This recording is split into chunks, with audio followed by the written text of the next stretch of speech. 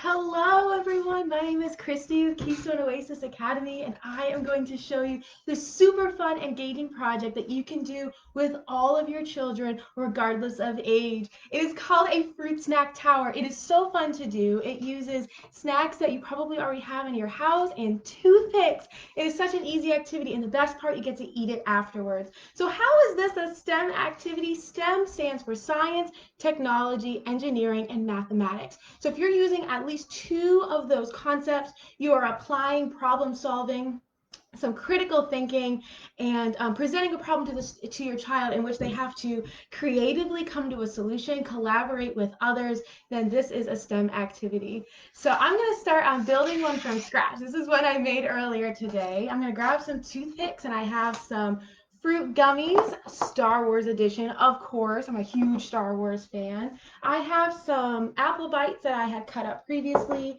and some marshmallows, and of course all of my many toothpicks. So how can we, as I start building this, how can we use such a fun activity for all of our kids of all ages? With our younger students, it can be as simple as counting. Our pre-K, kindergarten, our first grade, even learning to count, to skip count, counting by twos, counting by fives, all those good things. Identifying shapes is another really great question we can be asking our students. What shapes do you see in the designs that you are building? With our older students, who of course are our pre-K and our kindergartners, want to be included with their older siblings. This is a great way to do that. With our older siblings, how can we challenge them as well and differentiate this learning for them? I'm so glad you asked. One of the best ways that we can do that is start introducing constraints. How can you build a tall tower that's at least 5 feet tall? So they might have to use a chair to build their tower as tall as they can. Or how can you build that same tower, but you can only use 50 toothpicks? You can't use any more than 50. How could you build this tower using only 30 supplies altogether? So they have to balance out, well, should I use more apple bites? Should I use more marshmallows? Should I use more fruit sticks? Those kinds of constraints really get them thinking outside the box and produces a challenge that's very developmentally appropriate for them. With our even older students, perhaps our students in 6th grade, 7th grade, 8th grade, or beyond, how can we differentiate this for them to make them feel like they are challenged just as much as the younger siblings are? One thing that you can do is start introducing those engineering concepts for some of our older students. So they might recognize what kinds of shapes are stronger, such as triangles. They might notice throughout that engineering process that triangles can actually, and don't you tell your younger ones, but triangles can prove to be much stronger in building a structure. So with your older students, you might start them thinking about using shapes very purposefully. You might have them discuss why they chose to use a certain shape, why they chose to build their towers in different ways. That's another really great question you can ask to incorporate that challenge.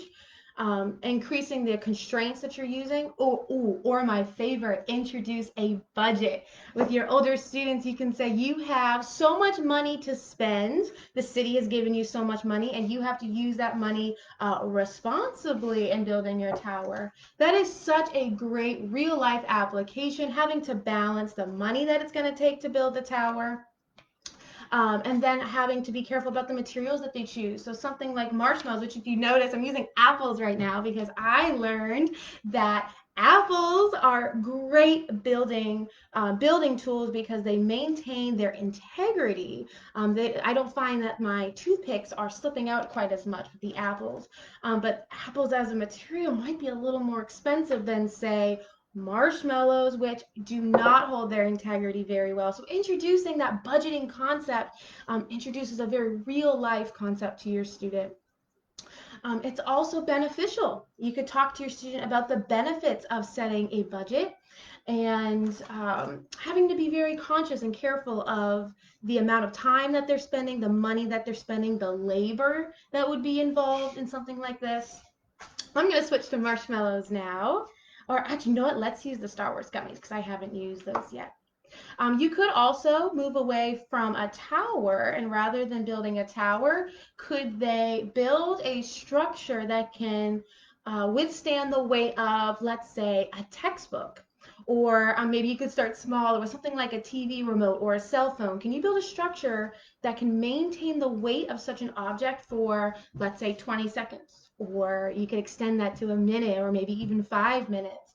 Maybe instead of a structure like that can hold weight, perhaps something that can bridge the length between two flat tops, like a table, a coffee table, and a chair. Could they build a bridge rather than a tower? So there's so many fun options, so many fun challenges that you could use with all of your students. And this is, I mean, besides that conversation, you could let your children, give them those constraints and let them get to work and see what they can create with the materials that they've been given. Honestly, the opportunities are endless. There are so many things that they could create, so many different things that they can do. I thought of another great concept that you could use with a younger child, and that is color. Color and pattern. So identifying color with your littles, but then maybe even using patterns with a little older students, perhaps your kindergartners in your first grade. Could they create a pattern, say, with their gummy using color, alternating the blue and the yellow, and then can they incorporate that in their structure? Could they use shape patterns, such as using triangles in their structure and then moving on to something like a square and alternating those things? Those are all great ideas. And then, of course, let your learners, your natural learners, lead that conversation themselves. Are there problems that they're encountering and working through those problems with their siblings, working through it on their own? What are they naturally worried about with their structure, and how can they lead the conversation as they are natural learners? Thank you so much for watching our super short mini lesson on using STEM while we are still at home, using STEM with all of our learners, all of our kids. And if you really liked what you saw, this activity was actually taken from our newsletter this month. Our newsletter goes out every 2 months, and there are great ideas for parents, news with whatever's going on in the education world, how we can apply great learning strategies while we are at home. So I highly, highly recommend you tune into those and see what more you could do with your family. It's just getting some really great ideas from other educators, from other parents, from other people in the education world. Of course, you can always head to our website at oasis-academy.org to get lots of other ideas. We will have another video that we will be featuring next week, so look out for that next video. We're going to be using read alouds and how reading and STEM can be integrated together in a really exciting and engaging way. Thank you so much for tuning in today.